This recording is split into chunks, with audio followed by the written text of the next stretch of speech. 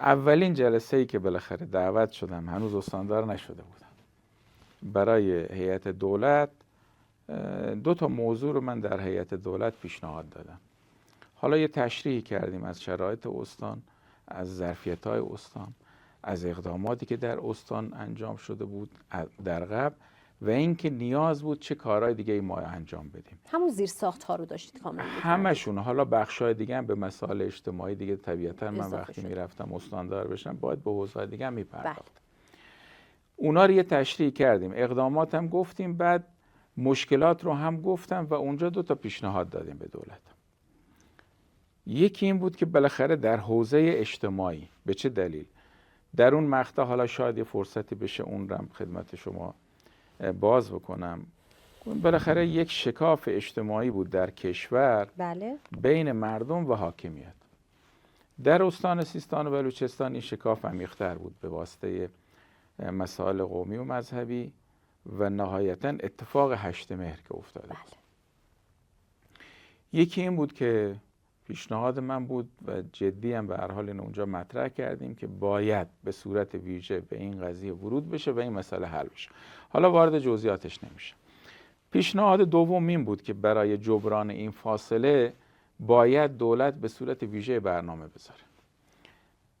من پیشنهاد دادم که یک کارگروهی تشکیل بشه در سطح ملی به ریاست معاون اول رئیس جمهور و وزرای مرتبط، که خب در جلسه بعد از بحث و تبادل نظری که شد، آقای رئیس جمهور رو به هر حال معاون اول و رئیس سازمان برنامه بودجه اونجا قبول زحمت کردن، آقای دکتر پور محمدی، گفتن اجازه بدید که این موضوع پیشنهادی، حالا هنوز ما استاندار نشده بودیم، استاندار پیشنهادی بره به این سمت که ما یک ستاد ویژه توسعه استان سیستان و بلوچستان تشکیل بشه.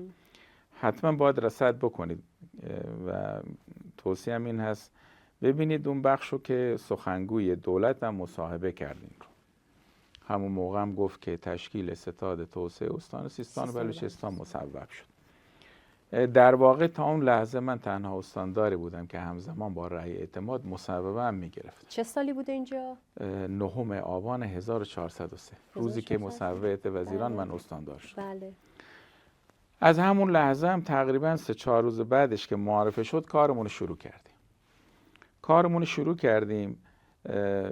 این نکته رو شاید یادم رفت من بگم، ما اسناد زیادی داریم توی استان و توی کشور.